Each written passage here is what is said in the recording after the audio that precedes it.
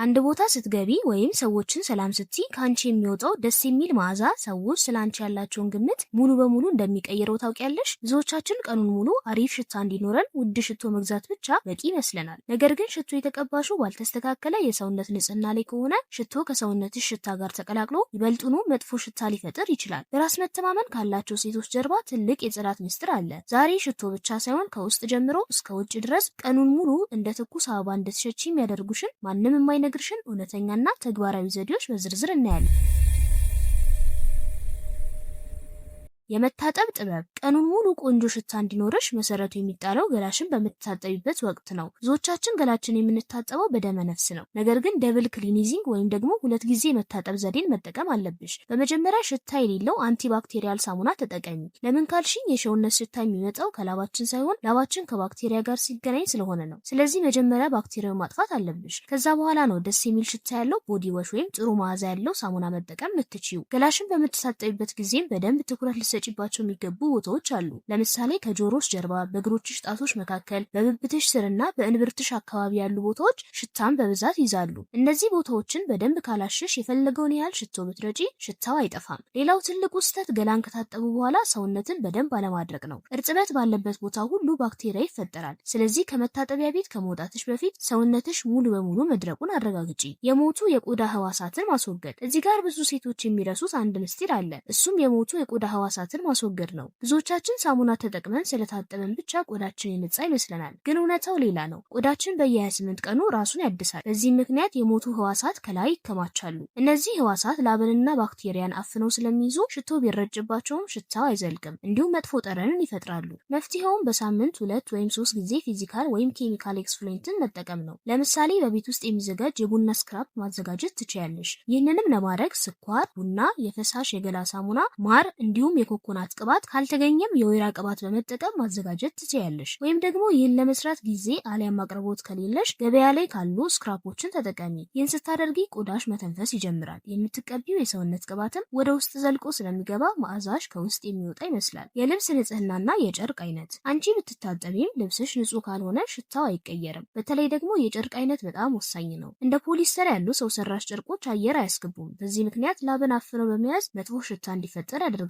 ከተቻለ 100% ጥጥ የሆኑ ልብሶችን መምረጥ ለቆዳሽም ለሽታም ተመራጭ ነው። ልብስሽን በምታጥቢበት ጊዜም ፋብሪክ ሶፍትነር ወይም ልብስን የሚያለሰልስ ፈሳሽ ሳሙና ተጠቀሚ። ልብሱ ደስ የሚል ሽታ እንዲኖረው ያደርጋል። ሌላው ምስጢር ደግሞ የውስጥ ልብስሽ ነው። የውስጥ ልብስ በየቀኑ መቀየር ብቻ ሳይሆን በደንብ በፀሐይ የደረቀ መሆኑን አረጋግጪ። እርጥብ ልብስ መልበስ መጥፎ ሽታ እንዲፈጠር ያደርጋል። ጫማሽንም ቢሆን በተከታታይ 2 ቀን አንድ አይነት ጫማ ትልበሺ። ጫማው እንዲተነፍስና የያዘውን እርጥበት እንዲያደርግ 1 ቀን እረፍት ስጪው። ይህን ስታደርጊ ከእግርሽ የሚወጣው ሽታ ሙሉ በሙሉ ይጠፋል። የመኝታ ቤትና የአልጋ ልብስ ንጽህና።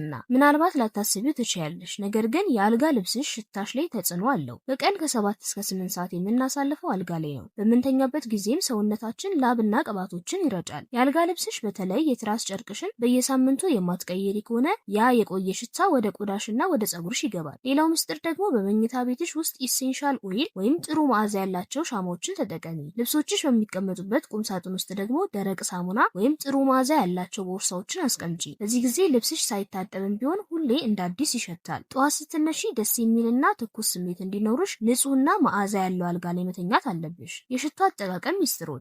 ሽቶ ረጅም ሰዓት እንዲቆይ ከፈለግ ሴንት ሌየሪንግ ወይም ሽታ የመደራረብ ዘዴን ተጠቀሚ። ይህ ማለት የምትጠቀሚው ሳሙና፣ የሰውነት ቅባት ወይም ሎሽን እና ሽቶዎች ተመሳሳይ ወይም ተቀራራቢ ሽታ እንዲኖራቸው ማድረግ ነው። መጀመሪያ ገላሽ እንደታጠብሽ ቆዳሽ እርጥብ እያለ ሎሽን ተቀቢ። በደረቅ ቆዳ ላይ ሽቶ ብትረጪ ወዲያውኑ ይበናል። በቅባት በራሰ ቆዳ ላይ ግን ሽታው ተጣብቆ ይቆይልሻል። ሽቶውን በምትረጭበትም ጊዜ የደም ትርታ በሚሰማባቸው ቦታዎች ላይ አድርጊ። እነዚህም የእጅሽ አንጓ፣ የአንገትሽ ስር፣ ከጆሮሽ ጀርባና ከጉልበትሽ ጀርባ ናቸው። እነዚህ ቦታዎች ሙቀት ስላላቸው ሽታው ቀኑን ሙሉ እንዲሰራጭ ያደርጋሉ። አንድ ትልቅ ምስጢርም ልንገርሽ። ሽቶውን ከመርጨትሽ በፊት እዛ ቦታ ላይ ትንሽ ቫዝሊን ወይም የከንፈር ቅባት ቀቢው። ከዛም ሽቶውን እርጪ። ቫዝሊኑ ሽቶ ወደ ውስጥ ሰርጎ እንዳይጠፋ ይይዘዋል። ሽቶሽን ከረጨሽ በኋላም በእጅሽ በፍጹም አትሺው፣ ምክንያቱም ማሸት የሽቶውን ንጥረ ነገር ነገር ስለሚሰብረው ሽታው ቶሎ እንዲጠፋ ያደርጋል። በጉዞ ላይ ንጽህናን መጠበቅ። ቤትሽ ውስጥ ብቻ ሳይሆን ውጪ ስትሆኝም ንጽህናሽን ለመጠበቅ ቦርሳሽ ውስጥ መኖር ያለባቸው ነገሮች አሉ። የመጀመሪያው ትራቭል ሳይዝ የሆነ ሽቶ፣